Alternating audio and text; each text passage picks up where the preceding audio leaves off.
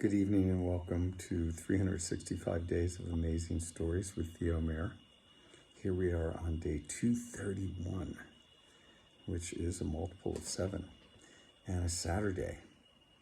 And where I am right now, it's almost midnight, but it is 11 hours or 12 or 13 hours. It's either 11 hours or 13 hours different than where I was, well, not so many hours ago. I left San Francisco airport and I flew into Delhi, India. Then from Delhi, India, I flew to Kathmandu, Nepal, where I'm sitting right now. Now, the reason for this trip falls into the realm of being a good steward. And in that realm, I'll tell you a little bit about what I'm doing. So, being a good steward has to begin with taking care of yourself.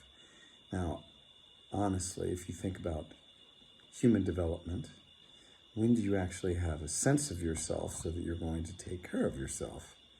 Is a very important question to ask, I think. And if you would ask me, I think, a young person really doesn't have a clear sense of self. And it takes that being that's inhabiting the body, I think, into their teens before they really begin to feel themselves. Now, I'm sure this is not always the case, but I think generally speaking, this is true. Rudolf Steiner used to talk about 7-year periods.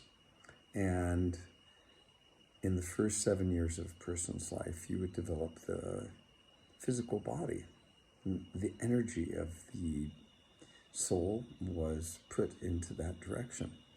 From 7 to 14, the astral body, the etheric body was being built and energy put there. The etheric body is basically the energy body.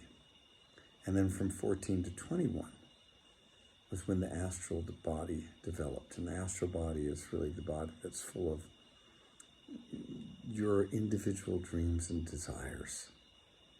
This is when a person should be doing vision quests and being asked, how do you wish to joyously serve, rather than doing drugs and a lot of nothing.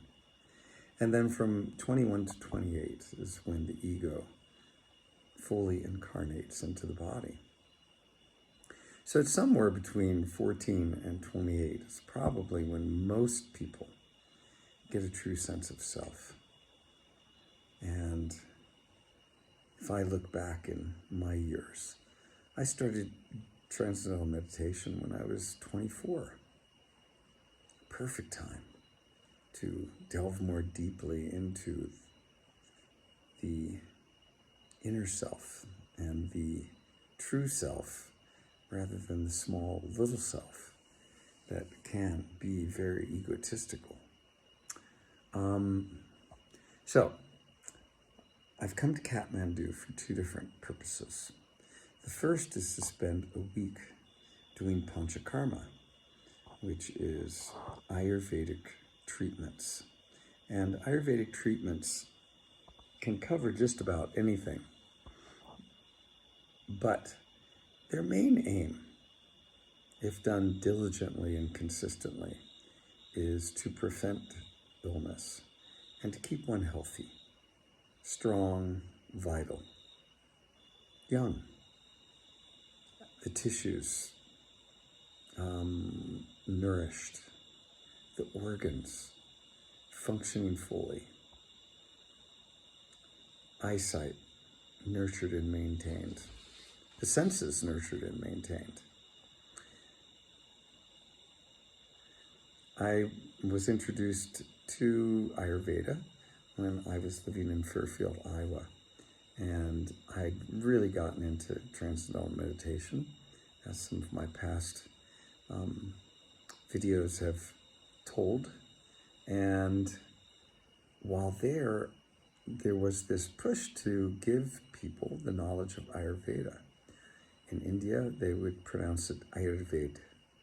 And Ayurved has, well, if you think of your individual constitution, you have 3 gunas that kind of, or 3 doshas that make up the physiology.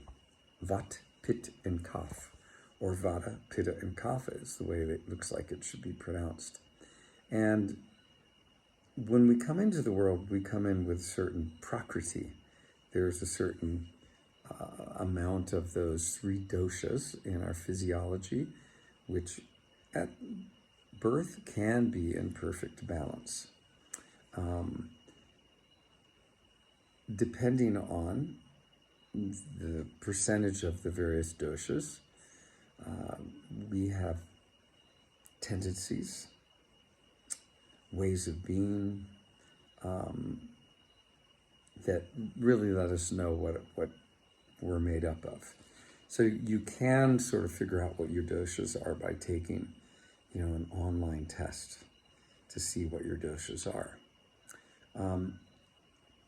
Typically, in day-to-day life and day-to-day eating, we create imbalances in our physiology.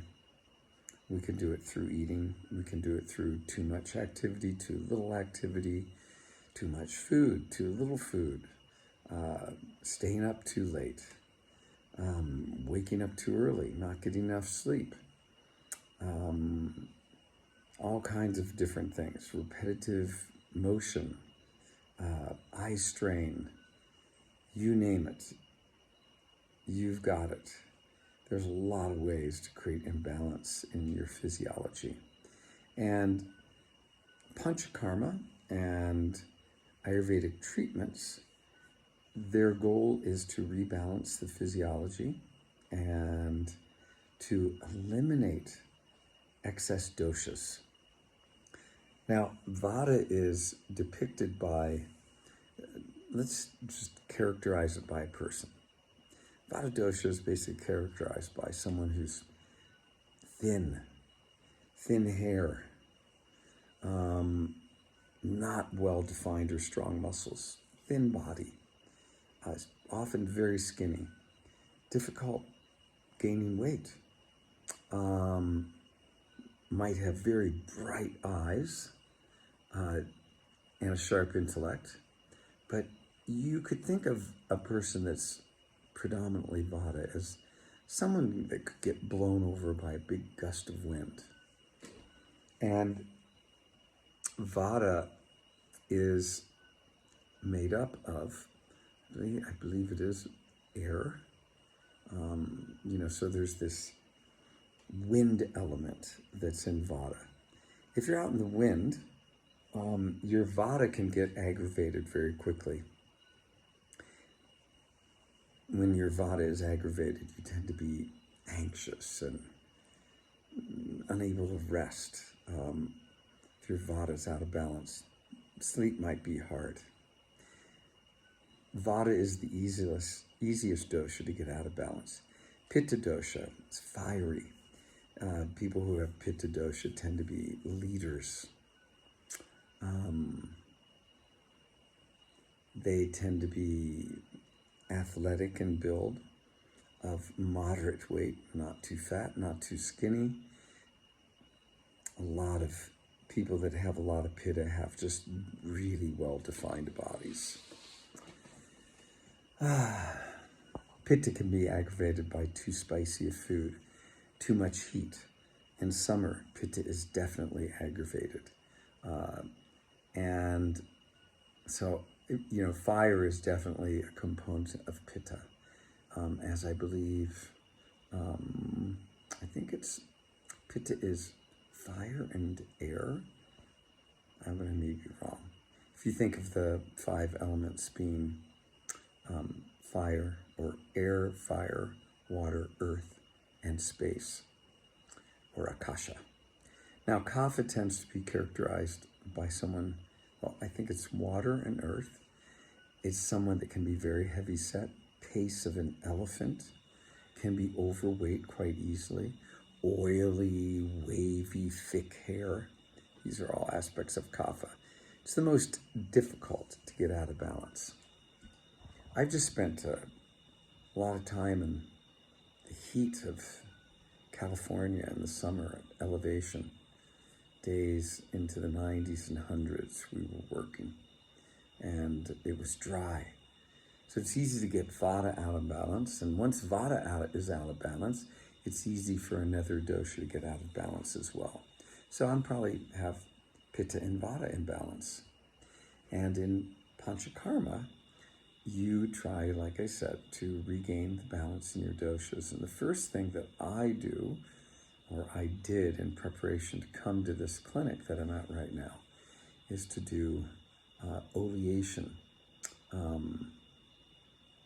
And when you oleate, I'm trying to remember the other name that they have for this.